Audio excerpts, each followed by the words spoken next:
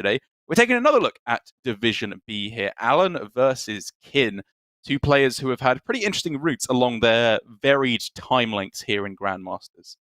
Absolutely. Kin was a new Grandmaster 2 seasons ago, whereas Alan is the new kid on the block right now. The lineup, at least I think you called Tiz's lineup very cookie cutter, and I'm seeing that again from Kin's with the mage and rogue, tempo mage, not turtle, and then bomb warrior, and the priest that I'm much more expected to see, which is Highlander. Yep, very, very standard stuff. This is the kind of deck, I think it's fair to say, that Kin likes. The slower, more control archetypes is undeniably what we saw him showcase in his most dominant performance in Masters Tour Bucharest, getting all the way through to the finals and almost taking the win over Eddie. It was a very slow control combo lineup, or metagame overall, that we saw from him there.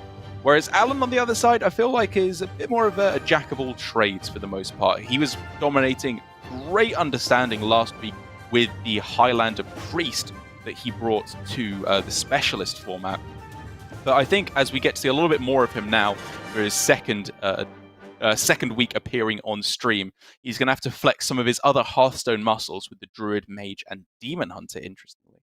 That's right. Alan narrowly missed out on a series versus Tempo Mage up against Kin's constant practice partner in Blitzchung last week. So Alan definitely not going to have the best memories of playing against that deck. He is, however, bringing the Mage himself, and I think it's pretty wise to recognize just the power level of this. There was a week where we were saying Mage was kind of on the down low and losing its popularity, but I think these newer builds are kind of rejuvenating the class. Priest, on the other hand, ever since Scholomance was released, the Highlander variant has just been nonstop represented, and I think it's a very consistent way of going about things. It's the Demon Hunter from Alan that I think will be the real sticking point because on ladder, I think this deck has been seeing a major resurgence. In tournament, I'm not sure if the stats are there to support it though. Well, you say that. It's been banned. Kin has gone for just banning the Demon Hunter right away from Alan at the start, and it's the Priest on the other side. So we are going to get to see some warrior action for the first time here today with Kin's pretty standard build, I've got to say, of the Bomb Warrior with the upgrades, the Krastinov thrown in there as well, in order to get as many activations as possible. The difference of Kin's lineup is that he has both Galakrond and Kronks thrown into his warrior deck, which is pretty cool. That's right. We are seeing the Galakrond package in a lot of the warrior lists now. The other package that certain people would cut is the Risky Skipper one, along with the Battle Rage. I think in Tom's list, he's running Athletic Studies instead, and something along those lines. But these are the both Galakrond and Risky Skipper included alongside the weapon removal. So, sorry, the weapon buffers. And that often means you do not have the room to run more defensive cards, such as the Evil Quartermaster. And I think that's generally the way you want to go when you're bringing Bomb Warrior, is to just all in on the weapons. And it's very much looking powerful here. I wonder why Alan has chosen to leave it up. Yeah, I really like the direction that Kin has gone with his Bomb Warrior. I think that Horde Pillager is really nice. All the upgrade effects are really nice. And I'm still a fan of the Pirate package at the moment. I think it's very good against all the rogues. Knocking about the mages, it can be very powerful against as well, to clear off all those early boards, which can be a little bit pesky. Otherwise, it's got to be said. It's an interesting point you bring up about him leaving up the Warrior, because he does have Tempo Mage, which is a pretty poor matchup in my opinion. Druid, I think, is a little bit closer. He may be feeling a bit more favorable with that than he would be against the Priest. But it's a contentious ban. I will definitely agree with you there.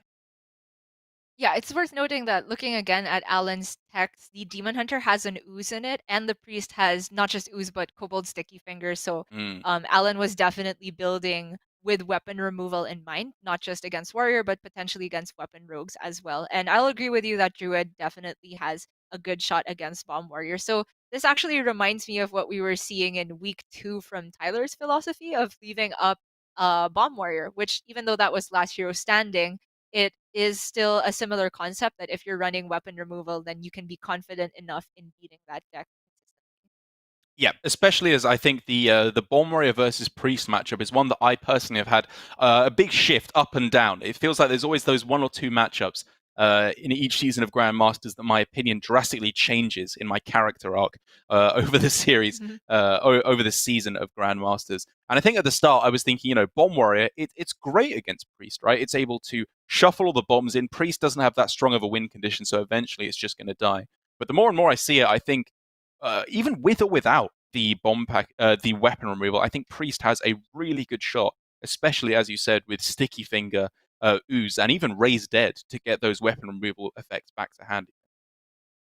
Yeah, the priest can just play down minions on curve and generate value, which warrior can sometimes struggle to deal with, especially if they're all in on the weapon buffs and not running all of the removal package. Remains to be seen, though, whether Kin feels comfortable enough with this warrior. He is just going to queue it right off the bat, though, and Alan has queued up the druid, which I mean, we've seen a ton of Malagos Druid last week, but it's very much the story of survival of the fittest yet again this week. It's just a question of whether you want to run Mount Seller as well. Yeah, that's the big one, right? Because this list is fairly tight. There's a lot of 2-ofs in there. It's just like the Wild Growth that is the one non-legendary 1-off there in the list. I think where you start running into problems is running out of value, because a lot of the times we've seen Survival of the Fittest being played out as early as possible, which happens a lot in these versions that run Kael'thas Sunstrider. Correctly so, most of the time, it's got to be said. But the problem is, of course, that does not buff dragons while they are portals in your deck from Ysera. They have to be on the board, and then you buff with Survival of the Fittest, which can sometimes be the case that there's not quite enough threats to go over the finish line against the warrior, especially if Ysera is at the bottom of the deck and all of your dragons come in one fell swoop. There is then, of course, the ability for Brawl to obliterate the entire board, and I think Druid to be in a very good spot thereafter as well. Apologies for the slight delay to get into the game. We had a slight DC, I think, but we are ready to go in just a moment's time. Not going to have to toss to a break this time, thankfully, as Kin tries to have a slightly better season for himself this time than he had right down at the bottom of Division A, I believe being the lowest win rate player in APAC overall when all was said and done in the round robin.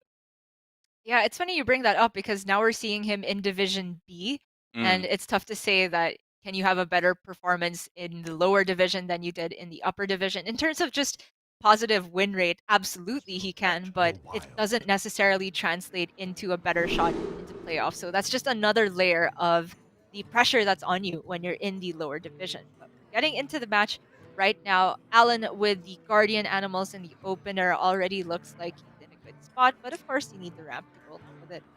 Oh yes, sign me up. Now just looking for Lightning Bloom, Overgrowth, Wild Growth, whatever you can get your hands on to get to the Guardian Animals. Like that hand, that looks pretty premium, I gotta say.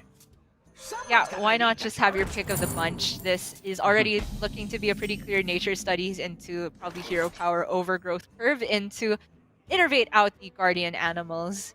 As for Kin, he did get Sky Raider on 1, but this hand is in desperate need of a Corsair Cache. Kind of interesting to see the nature studies on 1 here. I wonder what Alan's plan will be. I guess it could be just save the Overgrowth for turn 3 and then go coin Guardian Animals the turn after. Yep. Sounds reasonable. That's absolutely the curve. Okay. This plan of nature studies on 1 also allows him to go Wild Growth if he top decked it. I don't think he's very sad at all about having to just hero power on turn 2. Healing Touch as well is deceptively good here, I've got to say, being able to outlast the damage that Bomb Warrior is putting forwards, because already for Kin, finding the Wrench Caliber, it cannot be overstated how important that is. His entire game plan here revolves purely around getting Wrench Caliber. That's true. You bring up a great point with the Healing Touch, because whenever I do see Warrior win this matchup, it isn't through pure damage with Wrench Caliber. It's a big component of it, but they also need to hit some removal. Yeah. And if you're able to give yourself more time as Druid and outlast that removal with the Healing Touch, then suddenly just the Wrench Caliber swings don't always get there. They do not indeed. But a little bit of draw with the shield block upgrade to increase the damage. And also Kronks to find Galakron is a pretty big deal as well. 3 damage every turn is going to kill the Druid kind of quickly. The only missing component, as you said here, is removal. He has to actually be able to survive this onslaught, which is it's going to come, and it's going to get there very, very fast. speed. And if Twilight Runner is one of the beasts pulled out, Alan can just cap recycling. Okay, both of them are. Actually makes things a little bit awkward now because he kind of wanted to overflow in the near future as well. Yeah. I do think you just take these trades though. Perhaps one and see where you stand after. Wow. Oh. So this strikes me as a heavy play around Bladestorm. Right, because he doesn't want to allow these guys to trade in, I suppose, and then Bladestorm. That makes sense. It does allow him very likely to connect face on the following turn, which is a pretty big deal as well. You know, you don't want to be trading where possible in the matchup. You want to kill your opponent as quickly as possible.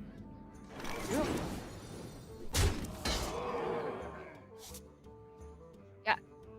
Can't be underestimated how much damage the warrior can put forth. Alan's already down to 14, so yet again we're seeing how the healing touch could potentially be very impactful. Now it's just it's straight up a race to the power cards. He wants Ysera above all, but also Survival of the Fittest would be huge. Kael'thas would be huge to clear some of these cheap spells and get down an overflow at the same time. And this is a question mark of how to play best around Bladestorm. Because it was at a board state even before the Iron Barks where if Kin wanted to get down the Teacher's Pet to 4 HP, he would still have a 1-1 in play. But I don't see any harm in expending an Iron Bark when all is said and done because he still does just have overflow for the next turn, potentially. So, hit with the weapon, unfortunately brings it down to 3. But I guess then you could then double trade into the Teacher's Pet. I mean, obviously there's also just Barrow into the Bladestorm if that's a little bit too scary, of course. Or Skipper Barrow. Sure. Do try to keep yourselves alive. Not perfect, but got to be done here, undeniably. Ooh. However, the taunt there is pretty huge. 4 life gains straight up for Alan. You'll take that as one of the best options. MVP Patriarch every time. Okay, well that is quite a few bombs in deck now for Alan, and Ysera off the top. Oh, Kin is in major trouble now. that is absolutely huge. More or less forces the Bladestorm out of his hand, which means that Kronks can't be played on this turn. I mean, I guess unless he just wants to tank the 5, which is a reasonable approach. I was thinking it would be Kronks there, but with Galakrond off the top, you do just take the set up the Kronks for the next turn. Okay, that's a giant Krastenov, but he has an Ankar to buff with it. Not the best. Yeah, he definitely wants to find either the Horde Pillager, Corsair Cache, or just the Wrench Caliber itself. He'll take any of them at this point. I mean, even if it's an Ankar, if your Krastenov gets to attack multiple times, which with the +4/+4 buff is not unreasonable to assume, it could get scary, but Alan gets a dragon immediately. We're likely to see even more with the overflow. Trade, heal, draw, get a whole bunch of dragons. Hopefully not too many, I suppose, so that your opponent can't clear off with a nice, easy brawl, but definitely enough to start representing 2 or 3 turn lethal. Bombs drawn. Oh. That's pretty good, I think, for Alan. You just want to make sure that Blastmaster Boom can't blow out the game. Hand, survival in hand. And he's representing 20 damage on board, so if all of these stick and survival comes down, it's a little bit short of lethal. Yes, what would that be? 32, 33 with a hero power, which you could fit in thanks to Kael'thas. It's not going to be lethal next turn unless something crazy happens, but with Blastmaster Boom off the top, all of a sudden those bomb draws become huge for Alan. There's only 1 in the deck now after all 3 swings of the Wrench Caliber. I believe so. It's very lackluster for Kin. So, if we're going for a Bladestorm game plan, is it not Shield Slam the Varana Bladestorm?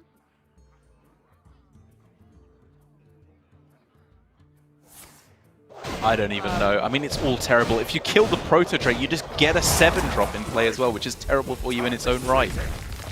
True. Okay, going for this order, he can just clear with the hero power and he leaves up Photo Drake. I think this is the best way of leaving the least damage on board. Oi, oi, oi, oi, oi. Power. My people are addicted to it.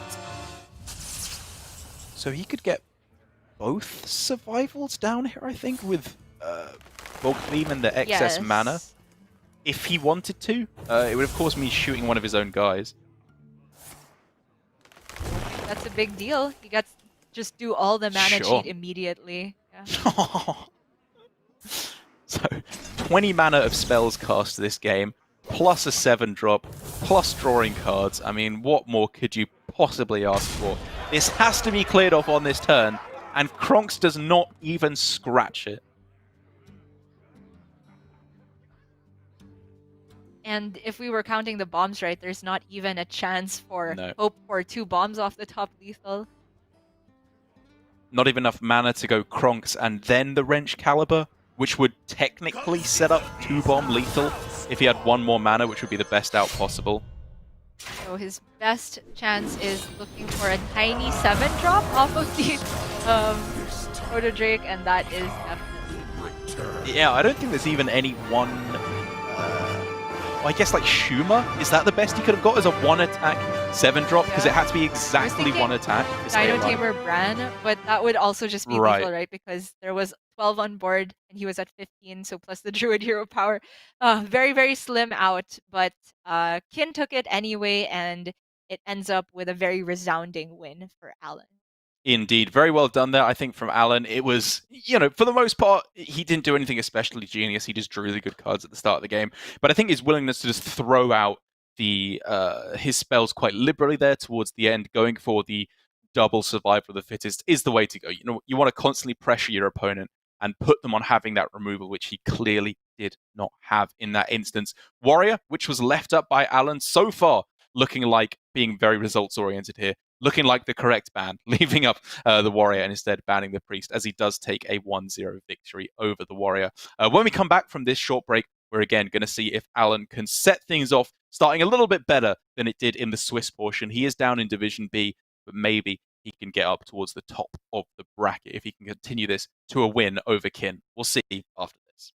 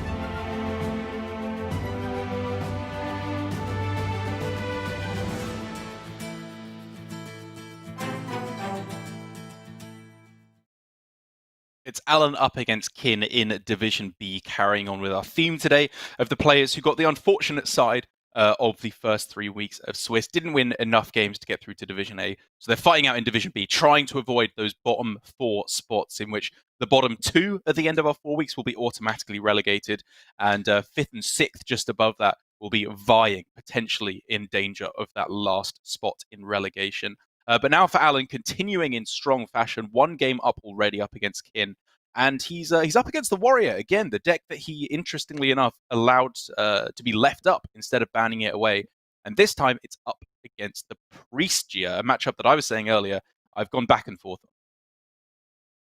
Yes, I think in recent experience, I would tend to agree with you that Priest definitely has a lot more tools to it to deal with Warrior than I originally expected outside of the weapon removal. And because Alan is running heavy weapon removal package, including Ooze and Kobold Sticky Finger, I think he's doubly favored.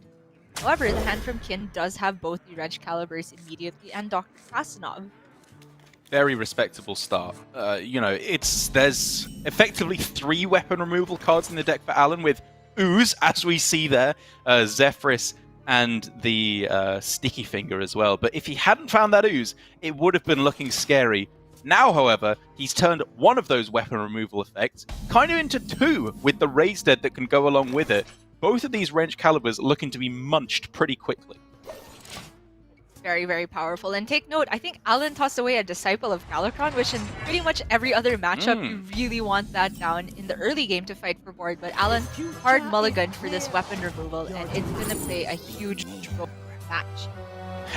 The 1 Horde Pillager essentially has 3 weapons, but Alan has weapon removal for days. And while Alan knows that the Wrench Caliber is in hand, Kin does not know what Alan knows, but at the same time, he knows. You know, with double Wrench Caliber in hand, that they're probably going to have scouted out one of them. Whether or not they pick it, the chances of them having the information is very high.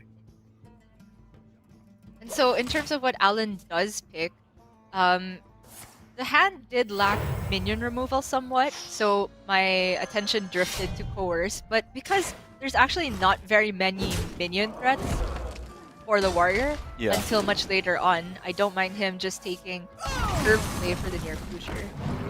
However, the pickup from Kin on the other side of the Horde Pillager is so big. That is the single card that he needed to find on the top of his deck, I think, for him to have any chance whatsoever, because otherwise it would have been Wrench Caliber, destroy it, Wrench Caliber, Raised Dead, destroy it. The game's just kind of over until the other Horde Pillager can be found. That means that Kin will have the 3rd weapon to Alan's 2 immediate weapon removal, but Alan does still have the Kobold Sticky Finger potentially in deck to get rid of it. And Kin's weapon buffs, it's worth noting, is just the 1 Krasinov at the moment. You just take Krasinov there? Yeah, I think I like it. Even ignoring the weapon buff effect, it's a 4/4 with Rush that you can stick Apotheosis on. That's not bad. Yeah, I mean, it's just removal at the very worst. Yeah. Okay. So, Kin has seen Raised Dead, seen Ooze. He has not seen Zephyrus, nor Sticky Finger, which are the other possible removals. But because this is always going to be a threat in the later part of the game, I feel like you just need to get down this last weapon and pray that this one finally sticks, while your opponent has had the least time possible to draw any other weapon. I agree completely, because otherwise, as soon as... Actually, I was going to say, Alan does not have information that there are 2 Wrench Calibers in hand, right? Because he played Mademoiselle and saw Wrench Caliber, and he didn't see one the second time.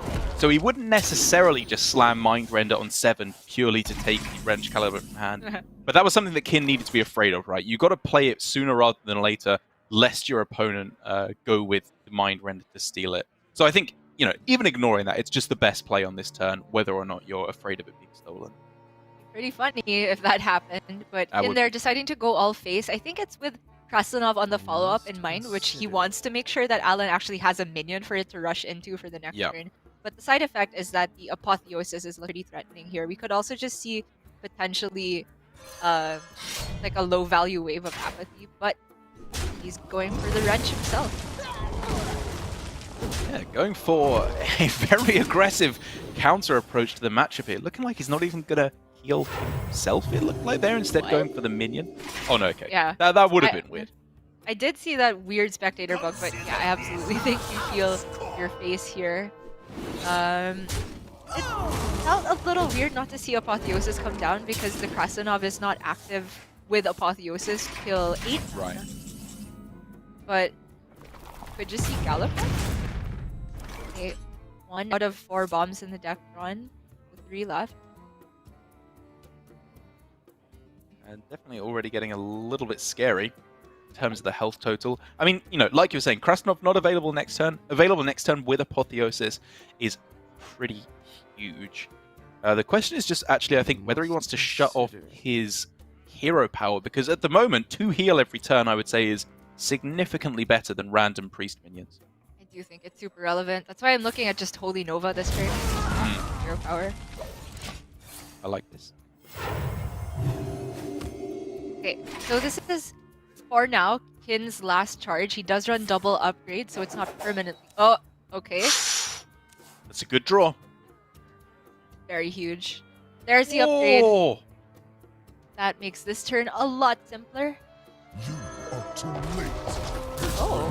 Okay, I'm okay with deviating here. Develop a 6/6 that potentially your opponent can't instantly deal with. It's kind of unlikely, but if they can't, it's huge. And then next turn, Galakrond upgrade feels pretty clean. You're essentially missing 5 damage plus a bomb in deck. I don't know. I was heavily looking at upgrade there and maybe developing the socket tapper as a preemptive removal. What, because you wanted to instantly try and hit lethal? Because you still get the same amount of swings, right? It's true. My experience in the matchup is the more time you give the priest, the scarier it is. But, I mean, obviously the upside is visible right now of Galakrond. Not quite clean onto this board. The skipper, socket. Upgrade. Pretty clean. Get the damage through. Galakrond hero power next turn. Sign me up.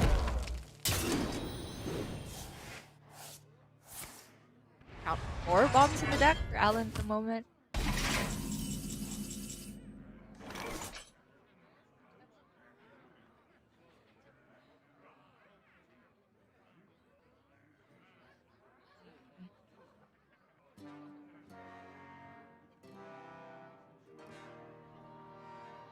He obviously does not want to go Illusia because I mean, even if you get Blade Storm, I suppose it's a clear because you would then swing into the skipper and then go Blade Storm.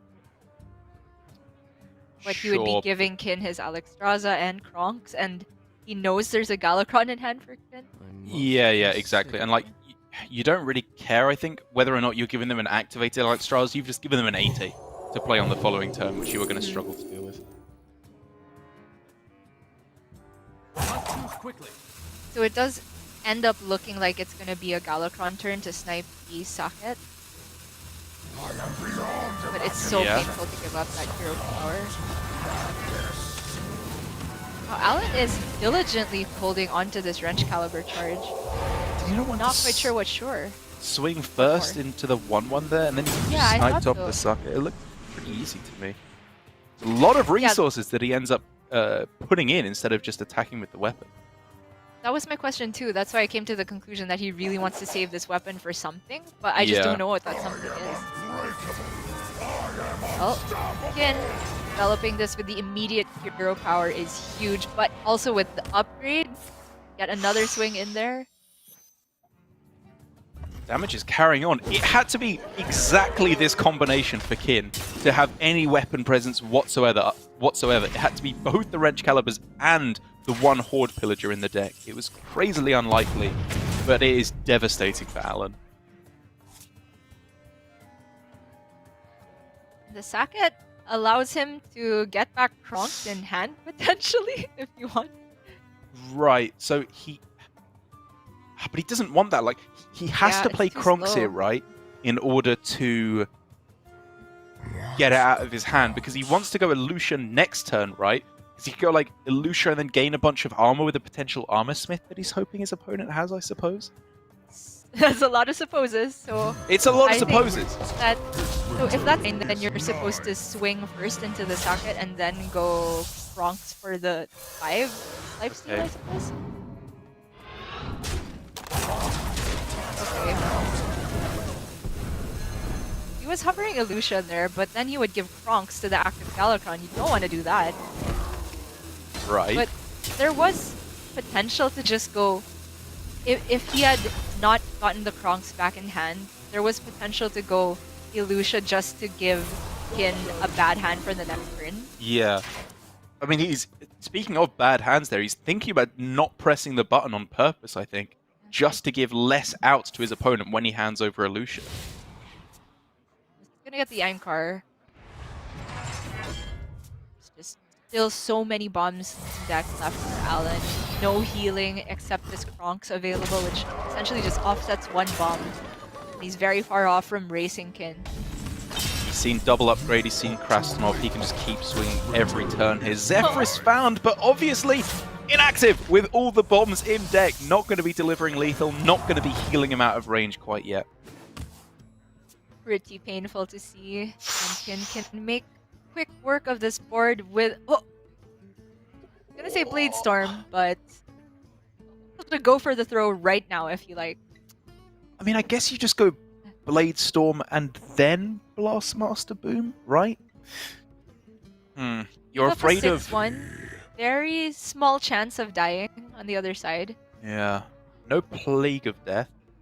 But then I suppose you are opening yourself up to Soul Mirror after Kronks goes True. face, and then Oh my god, you're right. Soul Mirror and all the bombs can attack face. It gets super complicated here all of a sudden.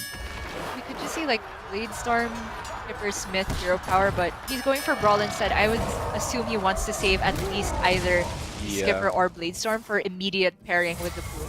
Okay. I can Yeah, respect I that. mean, he gets to push the 3 this way, which I think ends up perfectly fine. But Alan's gonna take the Boom now. A snap Illusia here. Yeah. And you just The played Boom is the a full board. Boom, right? Yeah. Yeah. It's insane.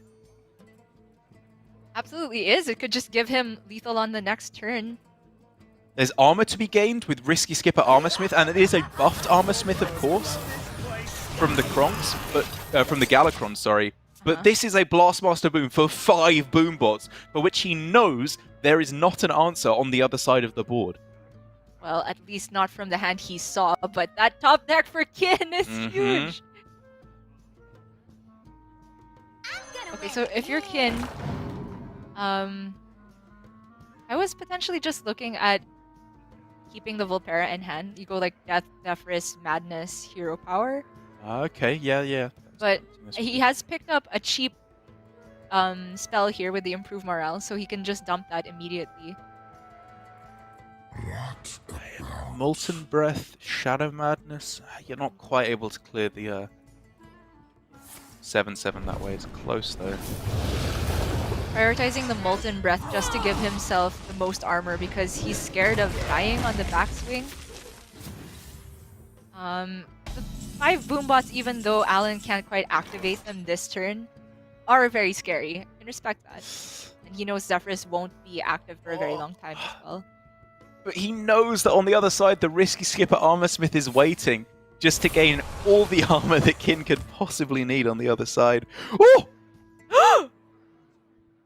Okay, so we What does get that do? Volpera. That's not very good. And It's Molten not very Breath. good. But if he plays Mirrors on next turn, he can get his own Risky Skipper Armorsmith because he knows that is almost certainly going to be the play from his opponent, and then just play True. Zephyrus to gain like True. 4 armor immediately.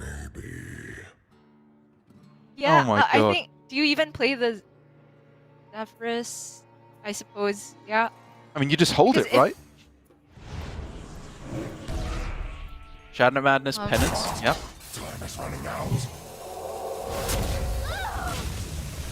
Start holding Zephyrus again? I'm sorry, I'm so lost at the moment. Because after the Risky Skipper Armorsmith comes down from Kin, Alan needs to go Mirror's on, and he needs an activator to play to proc the Skipper right to gain armor immediately on the following turn. Okay. I think that's my reasoning. I could be wrong. Definitely see that.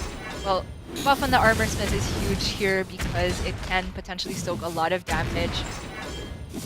Third, fourth bomb. What are these? Terrible What on earth bombs was that? for Alan. Garbage. Absolute garbage.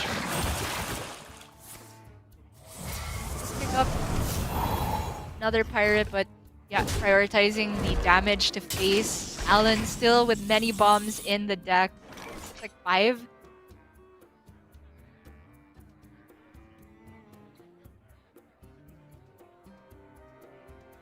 And at this point, the Armor Smith itself threat, so is it just going to be Soul Mirror? But then you're missing out on the only time that Murazon is likely to be good for the rest of the matchup. True. You think this is your time? Like, removing the 5 damage immediately is probably safer for this turn, but in the long run, is not going to help you that much. Very possibly just looking at death on the following turn, even with the 4 armor gain that he gets on this turn. The sticky finger! Oh! But it's just an Ankar. Didn't even think that he gets that off the Ankar. That's ridiculous.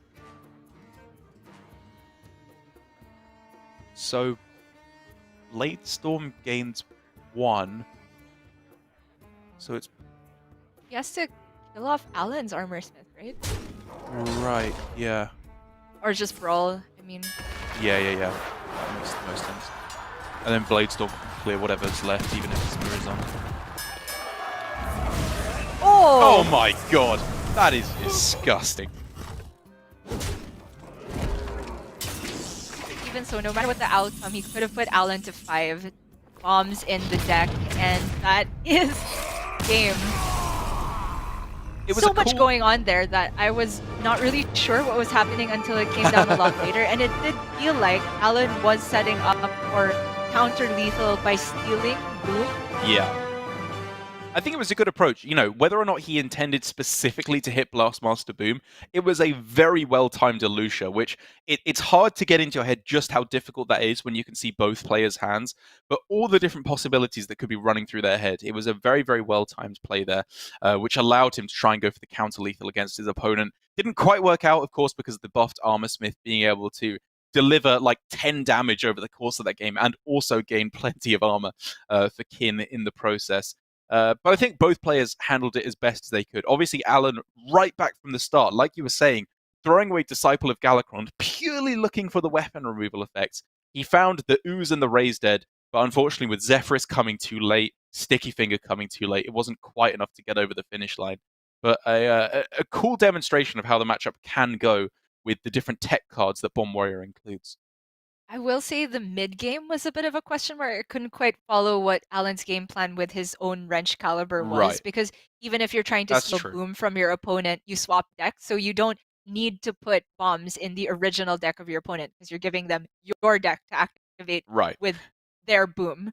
So I feel like there could have been room for Alan to take less damage or perhaps hold on to certain resources if he had just used Wrench Caliber sooner. But we will, I guess, talk about that another day because it's already on to game 3 and Alan is on now.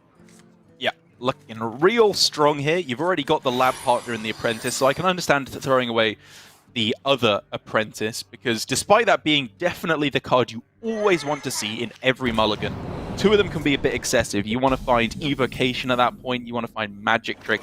Any way to try and pop off with these spells is absolutely crucial.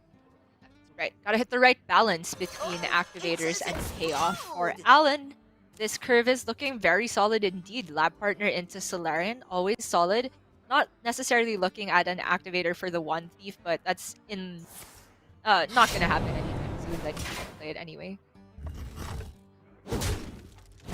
Yep, just carrying on here for both players. I think Kin, probably around turn 4, is going to be looking at the prep passage line with Candle Taker on 3 to try and hit an Edwin, which would be absolutely huge, or anything else that he can play from it off the top thereafter. Alright. Kin's secret package, by the way, is double Dirty Tricks and double Plagiarize No Ambush, so Alan can test pretty easily with a single spell. This turn is, at first glance, looking like just a Solarian play to me. with Primordial Studies blow up, but that does make his mana a little bit awkward. So potentially just going for Primordial right now. Yeah, I think just giving your opponent the guaranteed clear with the dagger and the cat is too clean to just go with Solarian straight up. With two of them in hand, it starts to become a little bit more forgivable, I think, because you're accepting a trade no matter what.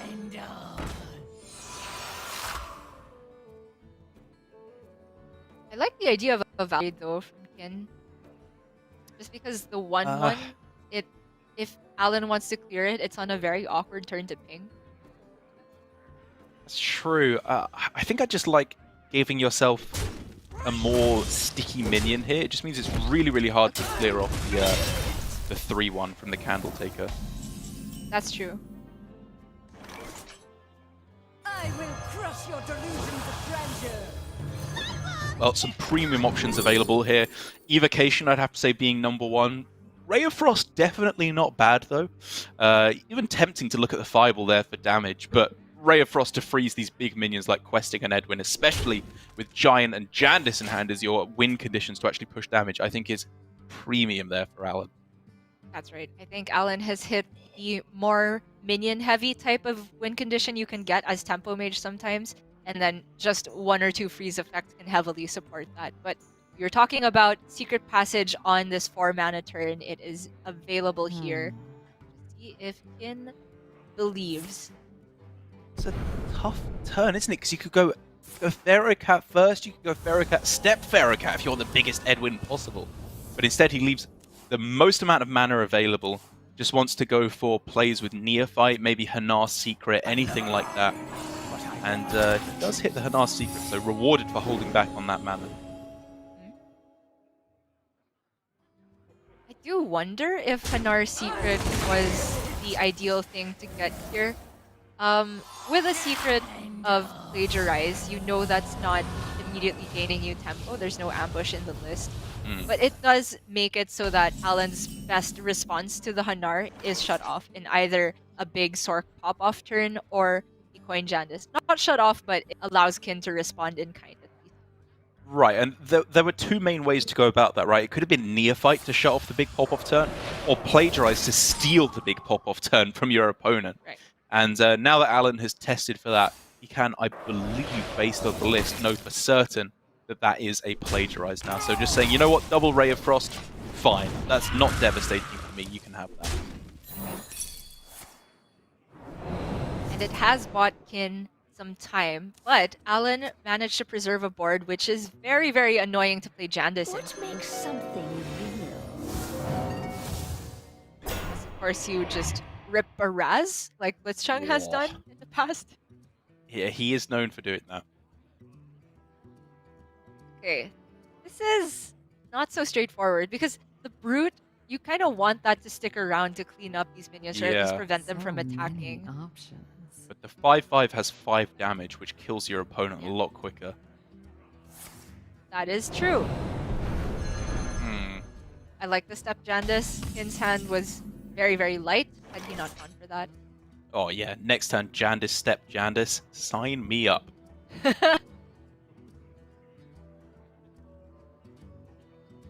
This is a legit mind game. I would not have a hard read here if I were Alan whatsoever. I wonder. I think based on how rough this board is, I would definitely anticipate that he made the 5/5 the illusion one. That would absolutely be my guess. I don't know if that would be correct at all, because again, mind games are a thing. You may just not want to bump into the 2/6 because it does go pretty wrong for you if it isn't the illusion. And if he has to bump, What it to would be do? with the What 1/2. to do? Right. We can start potentially by pinging the 5/5, but then What makes you lose out something on real? either of the Jandis and Mana Giant power play. So Alan here is just probably not going to Runs out attack on at all. I think this is completely reasonable.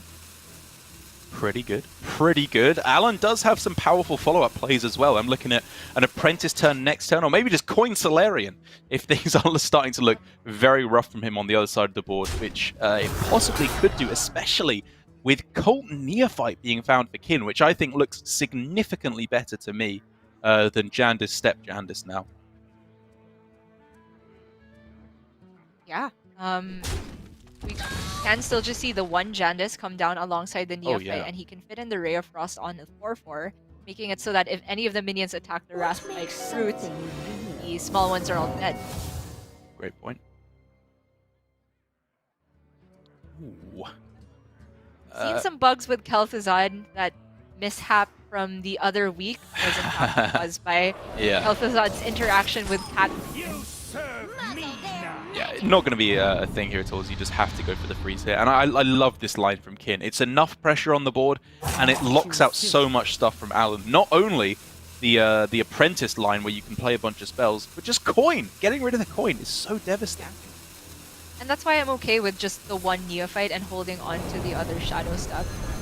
Or Jantis instead for pressure, because he knows that the biggest threat this turn is the Coin Prime, or a Sorcerer's pop-off turn, and just making everything cost 1 instead of 0 is all the world of a difference. Conjurer's Calling is pretty big though, right? That's 2 5-drops, which feels like a much more reasonable tempo play than you were otherwise looking at. It does, but that Wrathspite just makes everything so awkward. We're just gonna see AI here? What? He's gonna go Coin Giant. Coin Giant, because it does discount the Giant by 1 there. Yeah. Okay. Interesting, interesting. You can't coin Mountain Giant, but you can coin Mana. Okay, I'm fine with this line. I think that's kind of clever. Obviously, there was the possibility for crazy mind games there from Kin. If he had made the Kel'Thuzad the illusion version, Kin would be devastated by that, or Alan would. Yeah, Alan is still in some trouble. Jandice coming down for the 3rd time. Rays of Frost in hand for Kin. He needs an extremely good prime. Is that a Mizaki? Hello? That's pretty good, right? Assuming the prime doesn't clear it. Just being able to go for big Ray of Frost, that can deal a lot of damage. Yeah. And Scrap Golem's huge as well.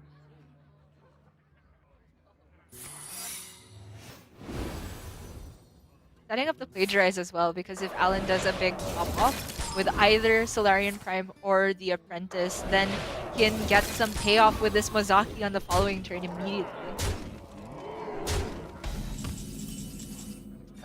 Well, we know what time it is, Gia. Has to be a pretty spectacular prime. This is a lot of stats on board. That's a whiff. Nothing. That's a whiff. This is minor. Oh, he put the That's illusion nothing. on Wait, Okay, that could be good. Whew. Reasonable. A pretty good prime, you got to say, considering what you're expecting there. Indeed. I was a bit confused. I thought the illusion would proc on that, but it was not comboed out, the brain freeze, Right. so it didn't deal any damage. Well, prime begets another, and there's a ton of spell damage on board. Yep. I mean, it's pretty disgusting, actually. This Mozaki is huge here. You can even go Dragon's Horde first. Why not? Although I guess in case it plays a secret, you want to have it's huge, Stunner right? available. Just hold on. 6 damage? Ooh. There's your secret. Ooh. Insane missiles. Oh my god. Okay, you know what? Rogues Not the just played better prime. Yeah, literally. Not the most insane prime ever, but the spell damage from Mozaki more than makes up for it there. That shade quill. I mean, it's pretty well statted, but Alan needs a miracle. Evocation off the top eventually. Or, I mean, from Magic Trick. It can happen. It can happen here. You gotta go for the Apprentice. Mm-hmm. Have any shot at all.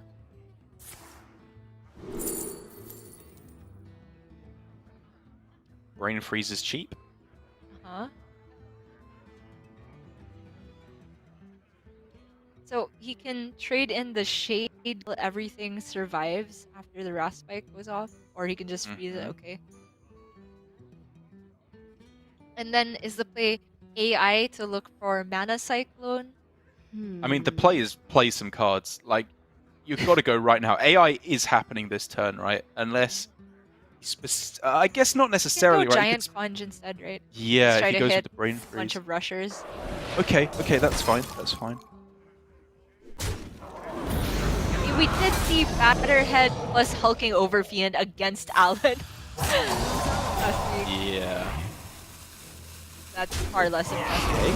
It's decent. You know, you'll take the 7/7 there. Pretty good. Mhm. Oh!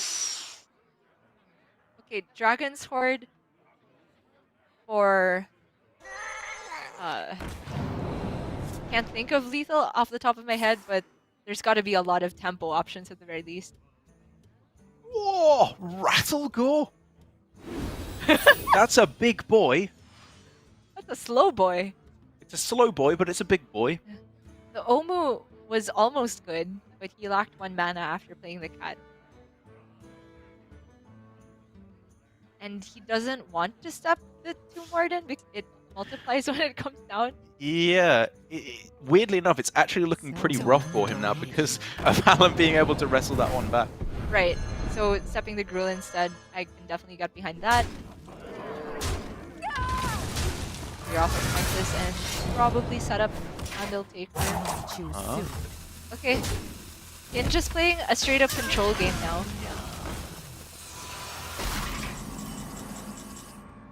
Repping lethal on board is the Ooh. big thing here, right? That Alan is an has apprentice, chances. Go again. though. So he Apprentice, can. Intellect, hit Cyclone. I'm just wondering if this has to be the pop-off turn here, right? Because he can trade into the 7/4 What to do? and then just draw a card, draw some cards, and then try and pop off the next turn. But You fight me, you get burned. how much Okay. does he gain by that instead? Turn it up. I mean, Kin's list is not running natural eviscerates, so that's very important to note. Mazaki is Yeah. actually not that scary at the moment. It's got like 1,000,000 spell damage now, but it doesn't do anything. So this could be a 2-card Cyclone if he wanted to go for it on this turn, which is worth considering because it's not likely to be that much bigger next turn unless he gets like Evocation on Magic Trick off the top. I like this. Just get the mana spent now. Save 3 damage. Flame Strike. Okay. Oh, and if the turn from Kin is just Gore, then we could see Alan get back onto the board with Ray of Frost to freeze it.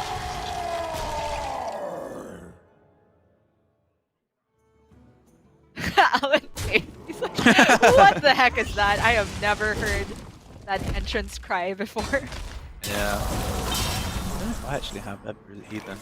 Not many big warriors I'm seeing on ladder, I've got to He say. just sounds like a more ferocious Murloc, is what he sounds like. Oh, okay. Well, this does look like a sword, but is it ever a Gruul Rattlegore? That feels like it's leaving too much damage on board. Yeah, it does. Malagos is a dragon, so you can activate Parking Breath. True. You could also play Malagos here, right? For 8 mana Yeah. as well. You could go Breath, Freeze, Mali.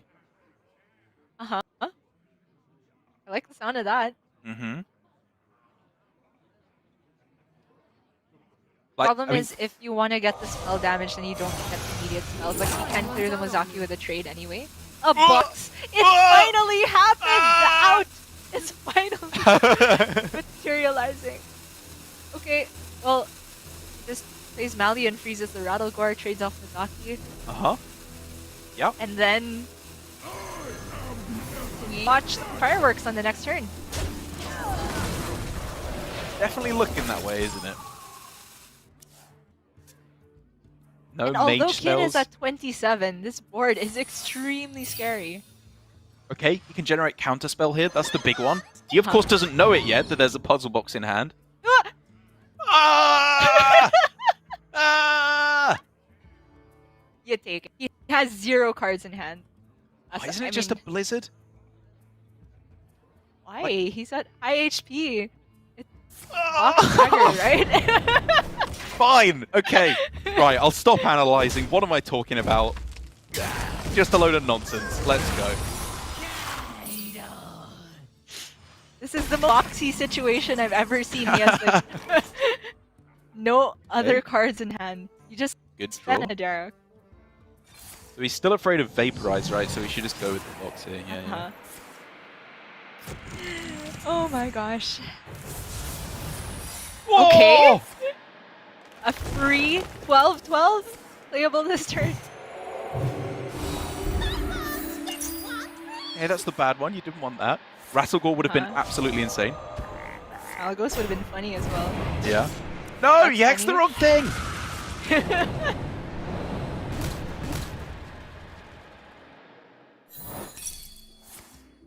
It was very flashy, but nothing very significant happened other than the survival, I would say.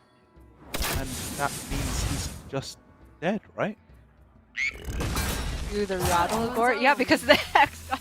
Okay, but Kin had a way to get through the Hex even if it survived.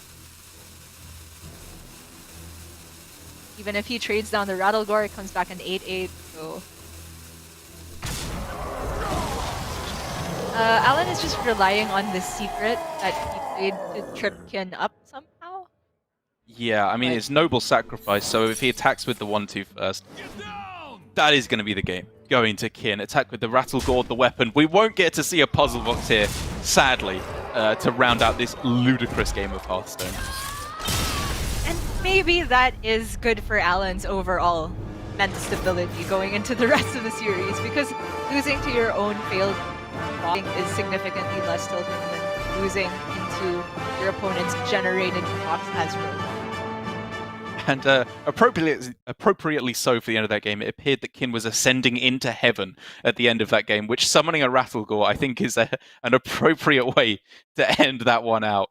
Even with, as I think was just pointed out to me, the Blizzard would have summoned the 6/6 from completing the quest, the side quest of Learn Draconic, which does make it, I think, lean towards that way a little bit more. But either way, the win there is taken for Kin. And for another time today, we're seeing Alan, despite going 1-0 up at the start, losing a couple of games now, and now the Mage is the only deck remaining for Kin to take a win with. And I'm sure yet more nonsense is going to follow in a Tempo Mage mirror right here for these two players. Are you sure he didn't just play Mage? I could have sworn he had a box in hand. But I do have to agree that he is definitely ascending into heaven, because it takes a godlike amount of patience to have a box on 10 mana and just not rip it. Okay, for Alan, trying to get the win, of course, in the mirror, it's just a 50-50, but his other remaining deck is the Priest, I believe? Mm-hmm. And do you think that has a better chance up against Tempo Mage? I feel like that matchup has gone back and forth just as much as Warrior and Priest has. Yeah, I mean, it depends a lot on what build you're playing, because I feel like the slightly value-heavier versions, I suppose, value-heavier versions, you could call it, with Spellkins, are in a decent spot just because the amount of stuff they can generate.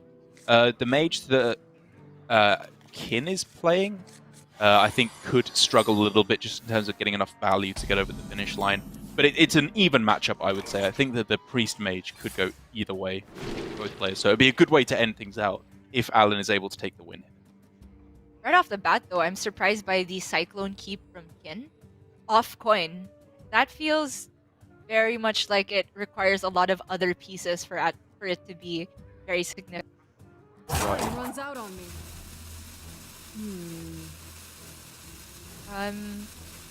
Leaning towards Lab Partner for Alan here, just to get it down immediately. The Thalnos can just come down next turn, but it means you float 1 mana. I hate that. Wow, does end up going with Thalnos here, clearly prioritizing the card draw. I mean, it's a hand with Apprentice, Mana Giant, and Ray of Frost. So clearly, if you can find Evocation at any means necessary, you're going to be in a fantastic spot to try and tempo out that 8/8. I would definitely have just gone with the Lab Partner there, I can say, because like playing for tempo at the start of the game is not bad. But if any of the 3/2s come down, be it Solarian primarily, or also just an Apprentice, it could have been a bit sketch. Well, that's a pretty good outcome for Alan to find a way to fill out his mana. And because he took Thalnos, can activate this Wand Thief Encounter's Flow is a card that I thought would be a lot better in this deck than it actually seems in practice, at least with the more minion-heavy lists. I think this one from Alan still has a good density of spells to justify it. Yeah, he's got the arcane missiles thrown in there. He's got double mirror image as well. So he's got like 3 more 1-mana spells than a lot of the other players are going for. So I fully agree with this choice. And I think that's something that we're going to talk about more as the weekend goes on, is a lot of the players have very minion-heavy lists that have not been doing what I would expect them to do so far in these games. Wow, early Apprentice from Alan here. He wanted to get down the flow and deal with the Shanvala. I was originally just looking at Lab Partner and then double Ray the Shanvala, then trade off your Thalnos. Yeah, I mean... But perhaps he's been smelling some weakness from Kin, who just pinged and played Shanvala for tempo last turn. Right, like it forces an answer from his opponent, which is kind of a good, kind of a bad thing. It allows his opponent to cast the Ray of Frost, which then allows, you know, his Giant to get cheaper, his Cyclone to be played. But the important thing is here for Alan, that I think he's correctly realizing, is he just has strong plays turn after turn. Apprentice doesn't have to pop off anymore, because he can go Jandis, Giant, Raz, power play, that Kin is going to struggle to deal with. Very true. Alan had the type of hand which was minion and very little benefit off of Sorcerer's Apprentice in the near future, so he just cashed it in. However, this Jandis is awful. Pretty bad. Yeah, very low damage, very easy to clear off the 4-2 as well. Expensive studies for Kin. Probably just take the Violet Warden. Because his hand is kind of the opposite of what Alan's was, which is it had a bunch of spells and cyclones, but no way to get on board very efficiently. Yeah, I think I like Kin0531 Tricaster here. It functions with Cram Session to draw 4 cards next turn. Okay. And also at any point, if you find Raz, going for an 8-mana play of Raz plus Kin0531 is disgustingly strong for 4 AoE. That is very true. I just wonder about how it lines up with Kin's hand, because he technically doesn't need card draw because he has Evocation and Cyclone to function as generation. Obviously you would rather have spells in your deck, but it feels extremely slow. I mean, it's Apprentice. Apprentice is the only card he cares about here, really, in my opinion. And nothing here can generate Apprentice. So I like just saying, okay, I'm going to tank 11 damage on this turn. That's brutal.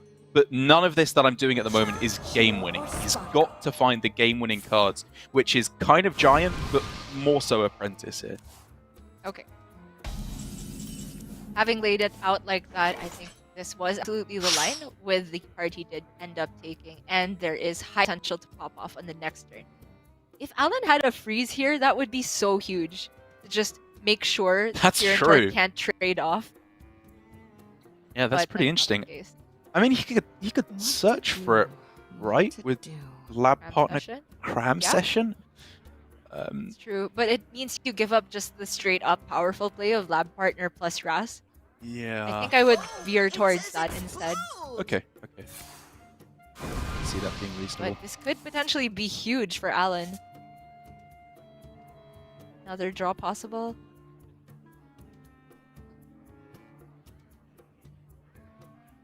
Draw 2 more. Try and find your Ray of Frost. Even if you miss, it's just a trade the Jandis and ping. Not the end of the world.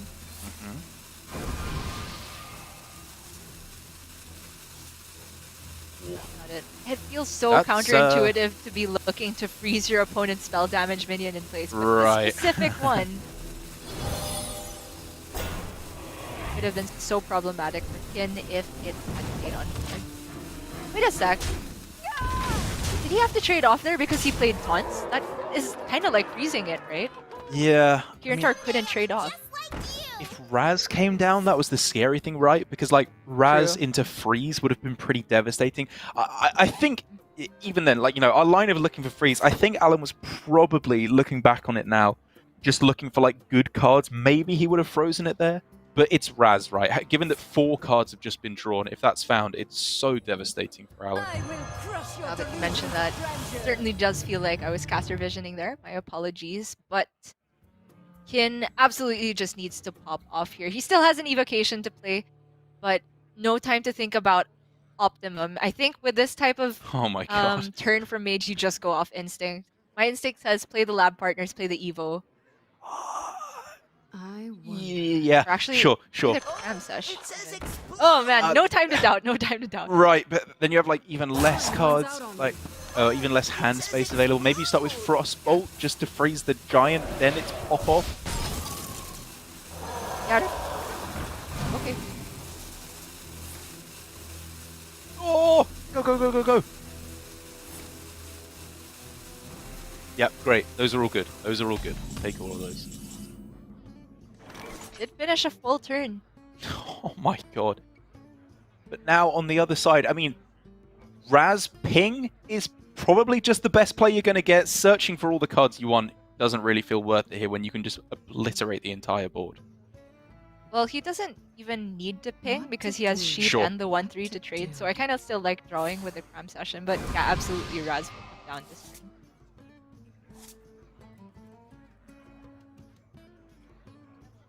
Bananas. Indeed.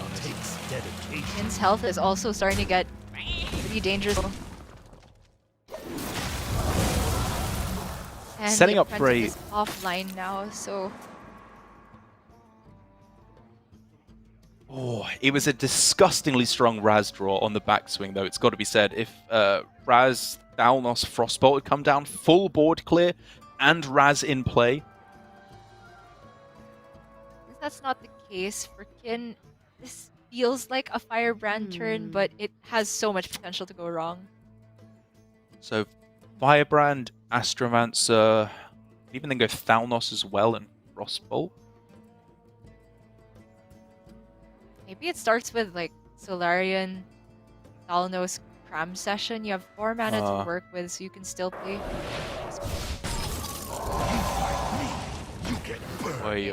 Just trying to get rid of the Raz as best as possible. Oh my god, all on the disaster! same target? What was that? Oh my god, absolute disaster. And now the turn just becomes... Okay, another Evo? Probably Explosion I'm taking here instead to combo with the spell damage, but Okay, yikes. big yikes indeed. Okay, Alan can capitalize very, very hard here, but it's just a question of it being a small mana cyclone turn. Okay, you'll definitely take Starscryer there as one of the better 2-drops. Uh-huh. Devolving also just was played to deny the Thalnos card draw. Spell is reasonable, for sure. Even if you're just getting rid of one of the smaller spells, it's awkward. Yeah. For Kin, for sure. Big deal is that he gets down the giant here. I absolutely prefer this to playing Cyclone, even though he kind of misses 2 spells immediately. Kin's at 12. Alan needs to go face. I will crush your delusions of grandeur. Okay.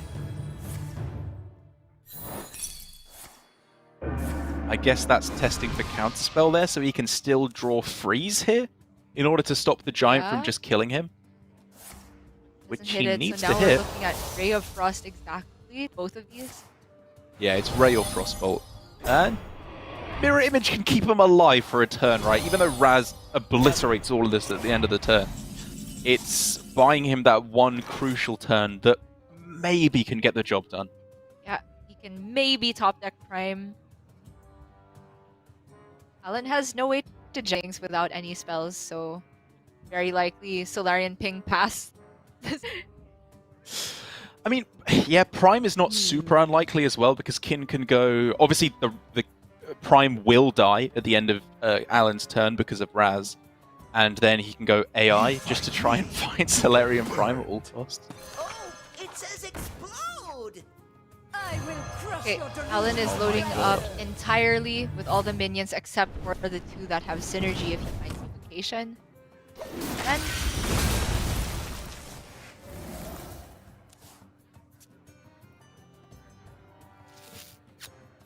AI, 2 more draws to find the Prime. Kin knows that's his only out at this point. Oh, he got it! What's happening now? With Whiff. Not significant at this point. Oh no, it's not good enough. Doesn't hit a single freeze. Going to game 5, Derek. We are indeed. A valiant effort from Kin right at the end there to try and turn things around, but it's Alan on the Tempo Mage. I think just showing such great understanding of the matchup there right from the get-go. The fact that you want to be tempoing out your cards nice and quick. There are matchups where you want to save the huge combos to go together with Apprentice. That is sometimes one of them. You do sometimes want to go for the huge Apprentice evocation pop-offs, but in that instance, playing out his cards, early Giant, early Jandis, getting a 3-2 on the board even, just with the Apprentice. It's the little things that make the big difference. And because of all of that, he was able to pull drastically into the lead. And it needed to be a miracle for Kin to pull himself out, and it wasn't quite there in that. And to finish out the series, we are going to see Alan have another shot on his Priest, I do believe, up against Mage. And now this Priest, we know it's been tech a bit more heavily towards decks like Bomb Warrior and Weapon Rogue. The Ooze and Sticky Finger definitely going to feel like dead weight against this Tempo Mage. But do you feel that the core shell of the deck is good enough against Mage?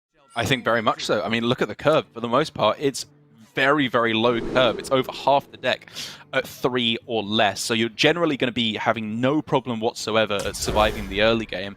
I think the real question is just as you enter the later stages of the game, once Giants start coming down, if they're sticking a wide board with Raz, Jandis, all of that good stuff, Conjurer's Calling can be huge as well. Do you have the answer then? That is where Priest, I think, really actually starts to struggle because their late game removal spells are extremely limited in terms of their AoE. It's Soul Mirror and I guess Shadow Earth Ruin that's been teched into Alan's version as well.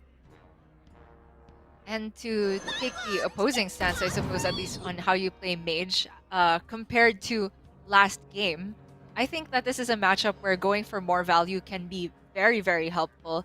But for Kin, there's already a big question of how, what form does he want this value to take? Conjurer's Calling, huge with Mana Giant later on, but Evocation potentially giving him ways to make good use out of what otherwise be dead turn. Personally, I prefer the Conjurer's Calling here. I think even though he doesn't have necessarily anything to combo along with it on this turn, there's a couple of things that I don't like about going for the Evocation. Number one is the inherent anti-synergy with Mana Cyclone, because you fill up your hand and then you don't have time. Sorry, you don't have room to fill up your hand with the Mana Cyclone generated spells. And also just the fact that a lot of the good spells against Priest won't be coming down for a long time. You know, you're looking at Power of Creation and Deep Freeze, obviously, for extra value. You're looking at any burn spells. But none of that really comes into play until the super late game, whereas I think there's probably a slightly higher chance of Conjurers being good early on. I'm going to disagree with you there. I kind of like the Evocation pick because the Conj with Mana Giant, for one, the Mana Giant wasn't in hand yet at that point, and also he didn't have good ways of cheaping Giant. I think Kin needed either card draw or just ways to fill out his early game. So I think it's fine to take Evocation just because it's the second one. You don't need to get extreme value out of it. And it's, in that sense, not inherent anti-synergy with Mana Cyclone if you just treat the Evo turn as one where you play whatever good enough spell you get off of it instead of pairing it with Mana Cyclone. I hear your reasoning. I think it's close. Like there are draws that make both of them obviously better and worse. If you hit Apprentice, Evocation is obviously disgusting. Mana Giant kind of complicates the matters even more because Evocation is good with it, and the Conjurer's Calling is good with it as well. That's true. And if you draw any of the heavy stuff, Evocation gets a lot harder to use with the spells that you generate. Yeah. It does prefer you having a relatively light. And I will say as well that I think one of the biggest weaknesses I could apply to my Tempo Mage gameplay is how I'm not liberal enough with my evocations. Like, if you just play it and then play one spell to clear a minion, that's just a good card, right? You've used it to clear off a minion. That's fine. And it cheapens the Mana Giant. And I think you're very willing to do that with an extra evocation compared to the first one that you definitely would rather use as a Mana Cyclone fuel. You're pulling me around, that's for sure. However, this turn from Kin is definitely one of the awkward ones where he's not really gotten on board, so the Raz is not particularly effective. And it kind of feels bad to use a Rust just to proc the Firebrand like this. However, I do think it's going to end up being the play alongside the Violet Spellwing. Yeah, I mean, you need to be really careful here about committing one good minion here that can be stolen, because 2 cards were kept in the mulligan. You definitely can't have a hard read on Cabal, Acolyte plus Wave of Apathy, but it's something you have to consider come turn 5, which means just Raz here. I mean, that's already looking at lights out. That's just so much tempo that Alan has gained on that board. Very true. Well, Alan did pick up a Mana Cyclone of his own from the Madame Lazul, and he's got a ton of cheats this turn. Yeah. Might be seeing a Priest version of Pop-Off.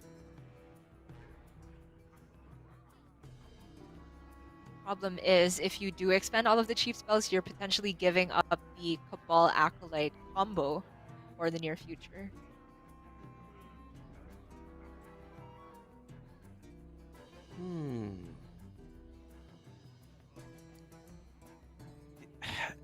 Like, obviously, like you already going for the Cyclone turn, just like Silence, Penance, Renew, Yeah. Cyclone, and just hold on to the wave.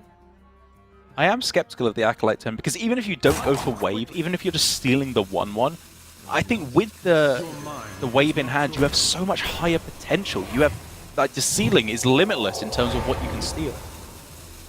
It's true. Dance, puppet, dance. Like, is that good? Value target, it kind of feels like Alan is giving up his Acolyte to charge up the Cyclone, where I would much rather give up the Cyclone, which wasn't originally in your deck anyway, and just save Acolyte for a better outcome. Yeah. I think I agree with that, because now it's a nice, easy Raz here. You're very happy to throw that down. And accept that it's very unlikely to be stolen on the following turn. Well, it does look like the Cyclone turn now. At the very least, he can silence that Raz. Onyx study. Does he get hand space issues if he goes for that? Like, Thought Steal there, I think, is probably the best card. It is just hand space issues that you're looking at, because cheap mage spells, I think, would be pretty premium in this matchup. So, gonna have more mage spells than Kin. By quite a margin. Okay. Deathwing? Yes. Great. That's the answer to the big board, right? That's what I was talking about. Priest's lack of removal. Sure.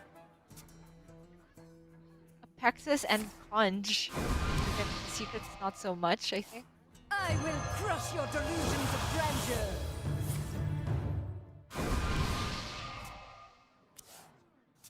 Meanwhile, Kin is charging up for his own big combos. The Giant is cheap enough to play with Conj on the next turn. That is huge. First of all, though, we have to consider Murazond. Drawing too many cards in, not worth it quite yet. But that is going to be the swing turn, I think it's fair to say, for Alan in the next few turns. I wonder. The problem is, if it's not Murazond this turn, we're looking at Holy Nova plus Vaporize? Just to clear hand space, essentially.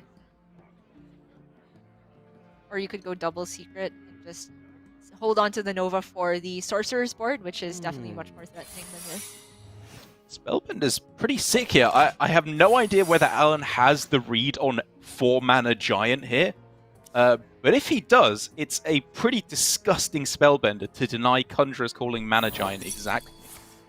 True. Gets scary for Kin. It's so difficult for Kin to test for exactly Spellbender as well. Right. Very counterintuitive. I think it's reasonable to hold back on the Giant turn because you're not just scared of Bender, you're scared of Counterspell as well, technically.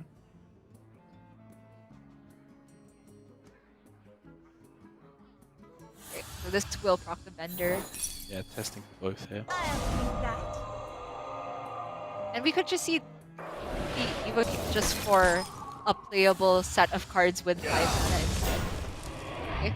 Conj on Raz is not to be underestimated as well.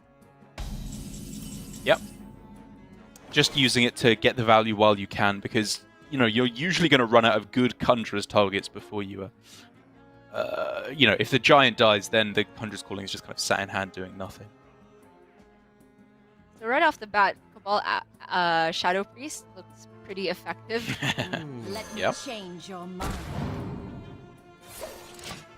He's just running into hand space issues. I mean, not that he's gonna overdraw, but I feel like anytime the Murazond is looking pretty juicy, Alan will be drawing or generating cards.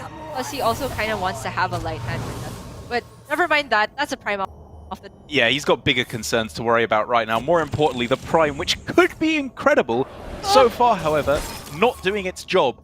That's a decent start, though, to get with Puzzle Box and freezing the board. Okay, you know, decent enough there in order to keep Kin safe and happy for another turn. How come the boxes appear when I'm not calling for it as the only win condition? It knows, GM.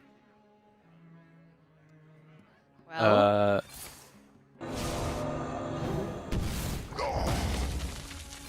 Obviously, Soul Mirror, he was afraid of the counterspell, which is why I think he didn't go for that one right there, right out of the gate, because that was looking very clean otherwise.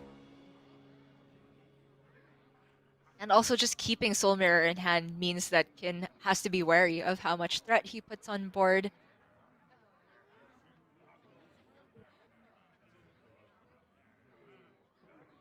I think it's fine to go in with Giant Conch plus freeze the Judicious Junior.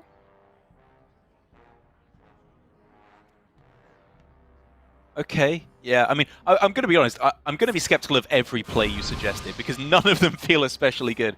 They're all super vulnerable to, you know, whatever big clear or mirrors on to come down, but I guess that's the best you're looking at. I think you just meant to accept that this first big wave of threats is very likely to get answered by the priest.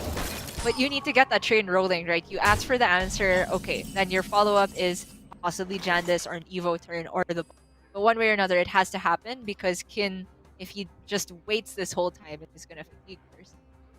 But you look at the synergy. The Lucent Barks are okay for the mage. Their 4/8 taunts protects the Prime fine. For the priest, however, after a Soul Mirror is played, they are disgusting. They can come back over and over again. How does the mage ever deal with all of that? Well, Fox? Correct answer. You've passed my test. However, it's not like the Lucent Barks for Alan are dying off immediately, so he's not going to get insane value right away. Boo-hoo. But My they big can minions come back are living. time after time, like you said, with the Apotheosis or just the Judicious Junior, apparently. Disgusting combos. Look at that. It's just a board state that I never thought should exist in Standard. Nidhogg, Lucent Bark.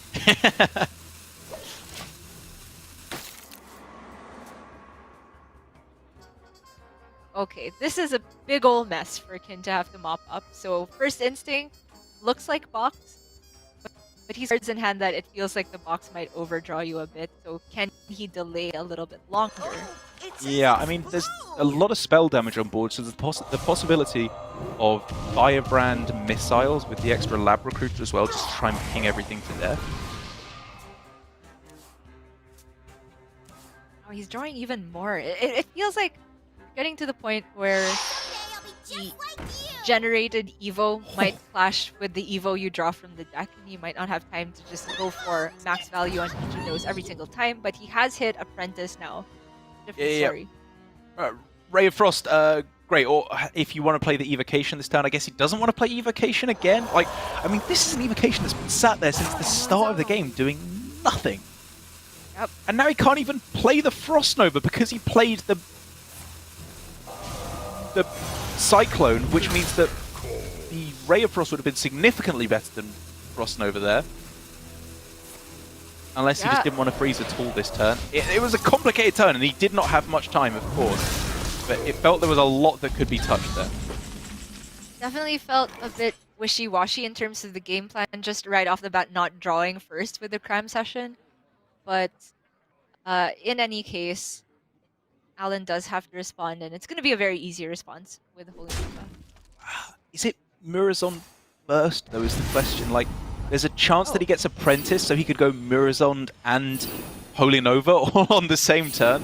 I guess I'm maybe getting a little bit greedy there. I kind of just like guaranteed getting back to Lucent Arc, which is disgusting, like you were talking about. Even transforming one of them again. Oh, no, sorry! Zephyrus, give silence! Zephyrus! That's the best card! We're just talking about Alan trying to milk the value out of everything. Is there a way Kin can just burn Alan out of this? Even if Alan draws 8, Kin is deeper in fatigue. Oxari's got too many arms, it's milking too hard. Alright, he's boxing.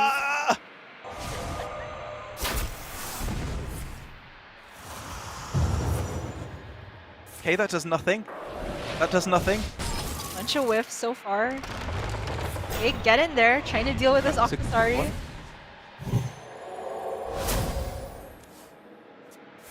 Does not want to draw cards. Yeah. Very bad, very bad. Octosari's dead!